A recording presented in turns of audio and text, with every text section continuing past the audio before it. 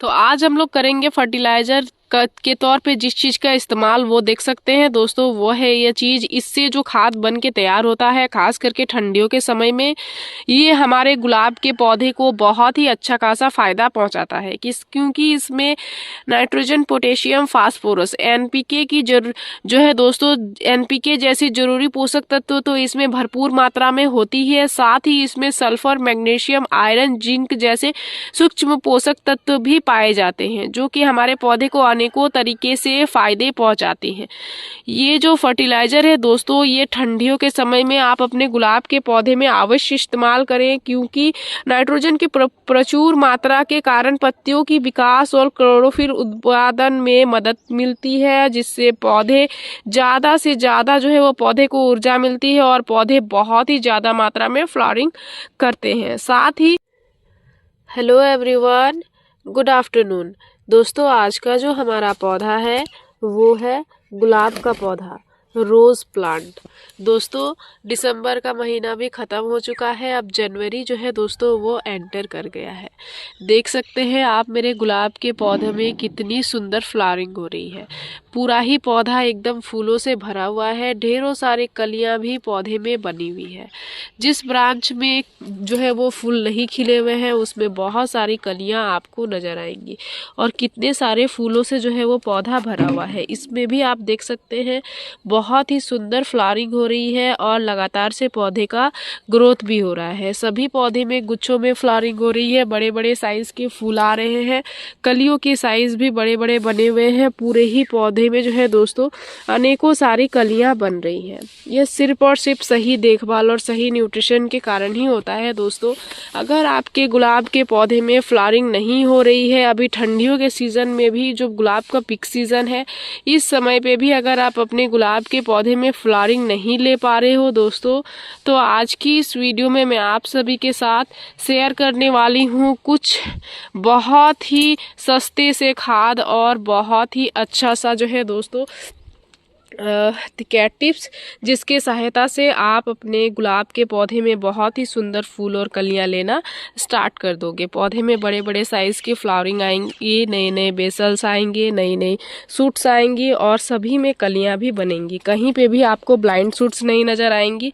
बहुत सारे पौधे में मैक्सिमम नई नई सूट्स बनना स्टार्ट हो जाएंगी। मैंने अपने पौधे में जो है वो खुद ब खुद पहले से ही इस काम को कर लिया हुआ है। मेरे पौधे में अच्छे खासे रिजल्ट हमें मिले हुए हैं, तभी मैं आप सभी के साथ शेयर कर रही हूँ। तो चलिए सबसे पहले बात करते हैं कैट टिप्स की। तो नमस्ते दोस्तों, मैं हूँ किरण और मैं स्वागत करती हूँ आप सभी का हमारे इस यूट्यूब चैनल छोटी सी बगिया में। तो चलिए दोस्तों इस वीडियो को स्टार्ट करते हैं। तो कैट टिप्स नंबर हमारा 1 है दोस्तों, वो है पौधे की सबसे पहले प्रूनिंग। आप पौधे में एक बार फ्लावरिंग लेने के बाद दोबारा फ्लावरिंग इसलिए नहीं ले पाते हो क्योंकि आप अपने पौधे की प्रूनिंग नहीं करते हो। पौधे का जो ग्रोथिंग हार्मोन होता है दोस्तों, वो हमेशा पौधे के टिप पे होता है। अगर आप अपने पौधे की समय समय पे प्रूनिंग नहीं करोगे तो फिर पौधे में आपको सही रिजल्ट नहीं मिलेंगे। मैंने इस पौधे की बहुत ही अच्छी खासी प्रूनिंग हर जगह से कर दी हुई थी। एक राउंड पौधे में फ्लावरिंग होने के बाद पौधे में फूल और कलियां बनना बंद हो गए थे, कहीं से ग्रोथ ही नहीं आ रही थी। मैंने क्या किया, पौधे की हर एक ब्रांच को सबसे पहले कटाई करी। कटाई करने के बाद सब में मैंने साफ इंसेक्टिसाइड पाउडर दिया हुआ था। जिनके भी यहाँ पे डाइबैक की ज़्यादा समस्या आती है उनको यह काम को करना है। अगर साफ इंसेक्टिसाइड, फंगिसाइड पाउडर नहीं हो तो आप जो है दोस्तों यहाँ पे हल्दी पाउडर, जो आपके किचन में हल्दी पाउडर उपलब्ध होता है, उसका भी इस्तेमाल कर सकते हो। वो आपके पौधे को डाइबैक से रोकेगा और पौधे कि जहाँ से आप कटाई करोगे वहीं पे ही पौधा जो है वो रुक के रह जाएगा। देख सकते हैं इस पौधे में किस तरीके से नई नई सूट्स हर एक नोड पे आना स्टार्ट हो गई है। हर जगह से जो है दोस्तों नई सूट्स आ रही हैं और किसी में कलियां बन के और खिलने भी लगी हुई हैं। कुल मिला के पौधे का रिजल्ट अच्छा है। तो इसलिए आपको सबसे पहले कर लेनी है पौधे की प्रूनिंग, जो कि बहुत ज़्यादा ज़रूरी है। एक काम यह करने के बाद अब मैं आप सभी को बताती हूँ दूसरा काम। दूसरा जो करना है वो यह करना है, पौधे को प्रॉपर धूप वाले जगह पे रखना है। धूप नहीं मिलने के कारण पौधे में ब्लाइंड शूट्स आती हैं। जैसे ही पौधे में नई नई शूट्स आती हैं इस तरीके की, और इस समय पे अगर पौधे को धूप की कमी होती है तो पौधे में ब्लाइंड शूट्स बन जाती हैं। ब्लाइंड शूट्स उसे कहा जाता है जिस ब्रांच में जो भी नई शूट्स आती है उसमें ग्रोथ तो अच्छी तेजी से होती है लेकिन ऊपर से जाके कलियां ही नहीं बनती है, उसे ब्लाइंड शूट्स कहा जाता है। तो जिनके भी पौधे में ये भी समस्या है कि ब्लाइंड शूट्स ज़्यादा आ रही है, वो अपने पौधे को पर्याप्त धूप अवश्य दिलाएं। पौधे में ब्लाइंड शूट्स धूप की कमी के कारण ही आती है, इसलिए इस चीज़ का भी आप विशेष ध्यान दें। अगर आपके पौधे में नई शूट्स आ ही जाएंगी और उसमें कलियाँ नहीं बनेंगी तो फिर फ़ायदा ही क्या है। हम पौधे को लगाते ही क्यों हैं? क्योंकि हमें अपने पौधे में अच्छी मात्रा में फ्लावरिंग चाहिए होती है। तो इसके लिए आप अपने पौधे को पर्याप्त धूप दिलाएं। पानी का स्प्रे इसमें बहुत ज़्यादा ज़रूरी है, लेकिन अभी जैसे कि ठंडियों का समय है, पौधे की मिट्टी अच्छी खासी सूख नहीं पा रही है, इसलिए अगर आप पानी का स्प्रे करना चाहते हो तो स्प्रे बॉटल का इस्तेमाल करो। स्प्रे बॉटल के इस्तेमाल से सिर्फ और सिर्फ ब्रांचेस में हल्की हल्की फुहारे की तरह पौधे में पानी का स्प्रे करो। इससे आपके पौधे में नमी भी बनी हुई रहेगी, गमले की मिट्टी में ज़्यादा पानी नहीं जाएगी। आपका जो पौधा है दोस्तों वह स्वस्थ रहेगा और ओवर वाटरिंग भी पौधे में नहीं होगी। यह जो पौधा है दोस्तों ये ओवर वाटरिंग को बिल्कुल भी बर्दाश्त नहीं करता है। ओवर वाटरिंग से इसके रूट्स खराब हो जाते हैं, और रूट्स खराब हो जाते हैं तो फिर पौधे भी धीरे धीरे आपके खराब हो जाते हैं। इसलिए ओवर वाटरिंग से बचना है, अंडर वाटरिंग से भी बचना है। पौधे में पर्याप्त तौर पे आपको पानी देनी ही देनी है, इस चीज़ का आपको ध्यान देना है। जब तक गमले की मिट्टी ऊपर से ना सूखे तब तक आप अपने पौधे में पानी ना दें। मैंने कुछ पौधे की जो है दोस्तों रिपोर्टिंग बड़े साइज़ के ग्रो बैग में कर लिया है। ग्रो बैग को भी मैंने ऑनलाइन लिया हुआ था, बहुत ही अच्छा खासा जो है दोस्तों ग्रो बैग मुझे उपलब्ध हुआ है। मैं उसका प्रोडक्ट आप सभी को टैग कर दूंगी। जो भी लोगों को ग्रो बैग की नीड हो आप ले सकते हो। बहुत ही अच्छी क्वालिटी के ग्रो बैग मुझे मिले हुए हैं। लगभग जो भी बड़े बड़े पौधे थे उनको मैंने ग्रो बैग में शिफ्ट कर ही दिया है। बड़े साइज़ के पॉट में लगाने से हमें एक फ़ायदा यह होता है दोस्तों, इसको मैंने लास्ट ईयर ही ग्रो बैग में शिफ्ट किया हुआ था। मुझे बहुत ही अच्छा खासा इस पौधे में रिजल्ट मिला है दोस्तों। सालों ही भर मेरा पौधा बहुत ही सुंदर फ्लावरिंग मुझे दिया हुआ है, और एकदम बड़े बड़े साइज़ के हमेशा इसमें फूल खिलते हैं। तो बड़े साइज़ के पॉट में लगाने से या फिर ज़मीन में लगाने से पौधे से हमें इतने सारे फ़ायदे मिलते हैं। इसीलिए जो भी लोग 8 इंच में या फिर 10 इंच के पॉट में पौधे को लगा के रखे हुए हैं वो कम से कम 14 इंच के पॉट में अपने पौधे को जितना जल्दी हो सके उतना जल्दी शिफ्ट कर लें। अभी अगर आपके पौधे में बहुत ही अच्छी खासी मात्रा में फूल और कलियां बन रही हैं तो अभी पौधे में रूट प्रूनिंग नहीं करनी है, और ना ही पौधे को आपको रिपोर्टिंग करनी है। कम से कम इसका जो है दोस्तों फरवरी मार्च के समय जब सीज़न ख़त्म होने लगेगा उस समय पे आप इसको रिपोर्टिंग कर सकते हो, या फिर स्टार्टिंग में ही आपको रिपोर्टिंग कर देना था। स्टार्टिंग में जो लोग रिपोर्टिंग नहीं किए हुए हैं वो अभी भी ना करें। अभी अगर आप रिपोर्टिंग करोगे पौधा धीरे धीरे स्ट्रेस में चला जाएगा और फूल और कलियाँ फिर खिल नहीं पाएगी। इसीलिए इस काम को आपको नहीं करना है। रेडिंग की कटाई छटाई बहुत ज़्यादा ज़रूरी है। जो भी फूल खिले हुए हैं और पौधे में लगे हुए हैं इनको आपको समय समय पे हटाना बहुत ही ज़्यादा ज़रूरी है।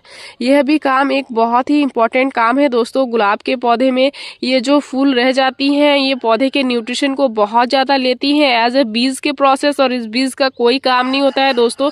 इससे हमारे पौधे ग्रो नहीं होते हैं। इसीलिए जितना जल्दी हो सके उतना जल्दी आप इसको अपने पौधे से हटा लो तो ही बेटर होगा। तो इसी तरीके से आपको पौधे की देखभाल करनी है दोस्तों, जो कि मैं अपने पौधे में करती हूँ। और ख़ास करके जब मैं बिगनर्स थी मुझे भी गार्डनिंग में उतना ज़्यादा वक्त नहीं हो गया है, लगभग 2 से 3 साल ही हो रहे हैं दोस्तों। मैं अपने एक्सपीरियंस के अनुसार बता रही हूँ। ये जो गुलाब के पौधे हैं ये बहुत ही ज़्यादा सेंसिटिव पौधे होते हैं। अगर सही देखभाल आप नहीं कर रहे हो, खास करके लिए बिगनर्स के लिए बताना चाहूँगी, तो अभी इस सीज़न तो पौधे ख़राब नहीं होंगे, लेकिन आने वाले सीज़न में पौधे ख़राब हो जाएंगे। जैसे ही इसका सीज़न खत्म होगा वैसे ही पौधे खराब होने शुरू हो जाते हैं। इसलिए जितना अच्छा आप इसकी देखभाल करोगे आपका जो पौधा है दोस्तों उतना ही अच्छा खासा आपको रिजल्ट देता है। इसीलिए सही देखभाल बहुत ज़्यादा ज़रूरी है। उसके बाद ही पौधे में आपको नियमित न्यूट्रिशन देना है, समय समय पे देना है, ज़्यादा न्यूट्रिशन भी नहीं देना है। तो चलिए अब मैं आप सभी को बताती हूँ कि आज मैं खाद के तौर पर अपने पौधे में क्या देने वाली हूँ और इससे हमारे पौधे में क्या क्या फ़ायदे हमें मिलने वाले हैं। तो आज हम लोग करेंगे फर्टिलाइजर के तौर पे जिस चीज का इस्तेमाल वो देख सकते हैं दोस्तों, वो है ये चीज। इससे जो खाद बन के तैयार होता है खास करके ठंडियों के समय में, ये हमारे गुलाब के पौधे को बहुत ही अच्छा खासा फायदा पहुंचाता है। क्योंकि इसमें नाइट्रोजन, पोटेशियम, फास्फोरस, एनपीके की जो है दोस्तों, एनपीके जैसे जरूरी पोषक तत्व तो इसमें भरपूर मात्रा में होती है। साथ ही इसमें सल्फर, मैग्नीशियम, आयरन, जिंक जैसे सूक्ष्म पोषक तत्व भी पाए जाते हैं, जो कि हमारे पौधे को अनेकों तरीके से फायदे पहुंचाते हैं। ये जो फर्टिलाइजर है दोस्तों, ये ठंडियों के समय में आप अपने गुलाब के पौधे में अवश्य इस्तेमाल करें, क्योंकि नाइट्रोजन की प्रचुर मात्रा के कारण पत्तियों की विकास और क्लोरोफिल उत्पादन में मदद मिलती है, जिससे पौधे ज्यादा से ज्यादा जो है वो पौधे को ऊर्जा मिलती है और पौधे बहुत ही ज्यादा मात्रा में फ्लावरिंग करते हैं। साथ ही ये पौधे की इम्यूनिटी को बढ़ाती है, मिट्टी में लाभकारी सूक्ष्म जीवों को बढ़ाती है और कीटों और बीमारियों को रोकने में भी बहुत ही अच्छा खासा जो है दोस्तों, इससे जो खाद बन के तैयार होते हैं वो हमारे पौधे को मदद करती है। ये मिट्टी में जल धारक क्षमता को और उसकी बनावट को सुधारती है, मिट्टी की गुणवत्ता को सुधार करती है, मिट्टी को उपजाऊ बनाती है।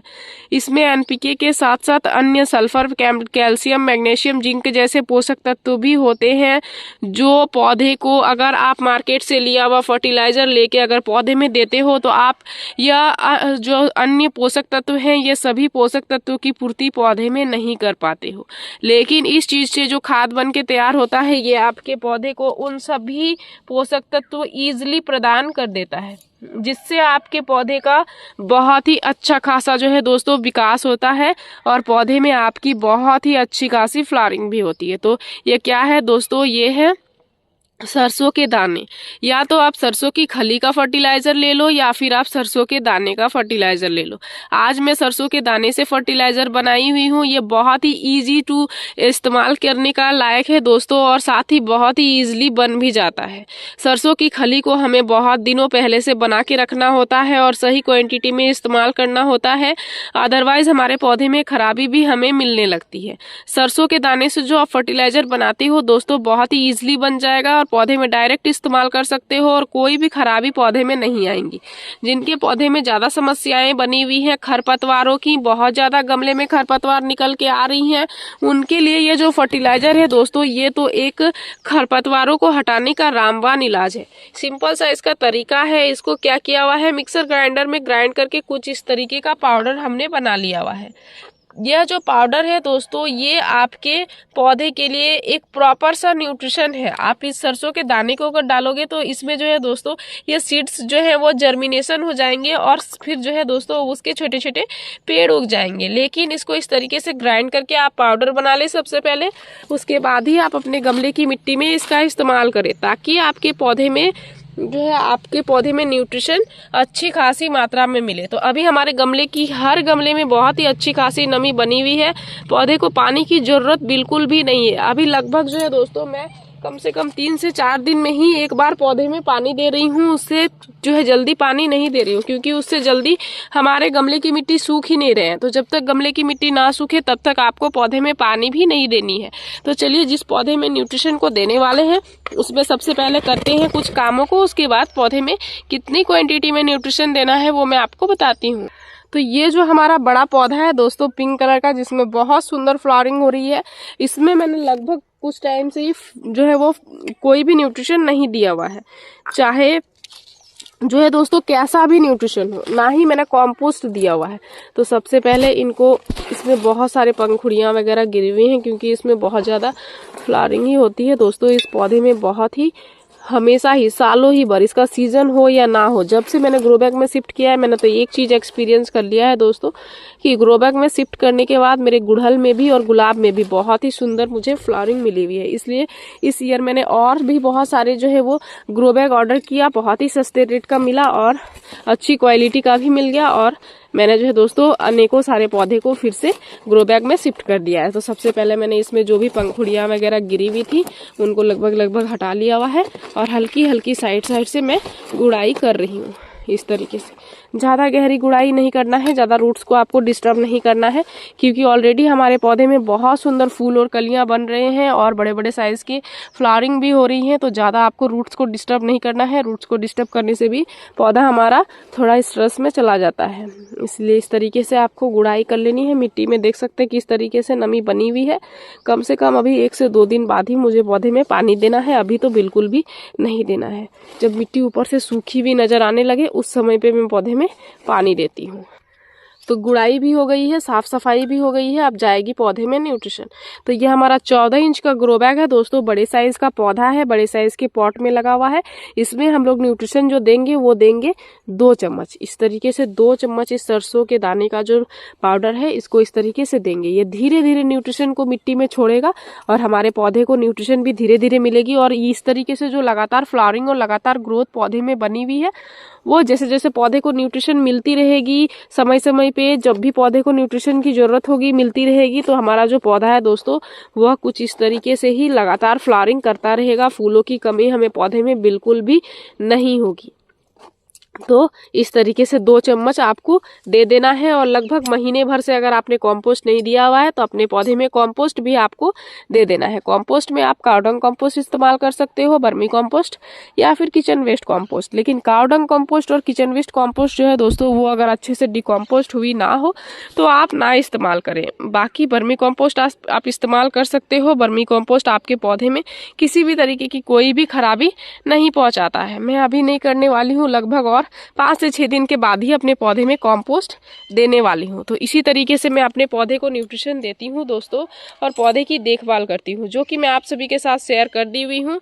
आप तो मेरे पौधे का रिजल्ट देख ही पा रहे होंगे, एकदम भर भर के हमारे पौधे में फ्लावरिंग हो रही है। बहुत सारे गुलाब में भी फ्लावरिंग हो रही है, गुड़हल में भी फ्लावरिंग हो रही है और सभी पौधे में बहुत ही सुंदर रिजल्ट बना हुआ है। तो सरसों के दाने से बना हुआ खाद और मेरी इस वीडियो में दी गई जानकारी अगर आप सभी को अच्छी लगी दोस्तों तो इस वीडियो को लाइक शेयर कमेंट जरूर कीजिएगा। अगर आप इस वीडियो के माध्यम से हमारे चैनल पर नए आए हैं तो चैनल को सब्सक्राइब कर लीजिएगा, बेल आइकन जरूर प्रेस कीजिएगा ताकि हमारी जो भी न्यू वीडियोज़ आएंगे उनकी नोटिफिकेशन आप सभी को मिल जाएंगे। इस वीडियो को आपने पूरा देखा उसके लिए मैं आप सभी को तहे दिल से धन्यवाद देती हूँ दोस्तों। मिलते हैं एक अनदर वीडियो पे। नमस्कार।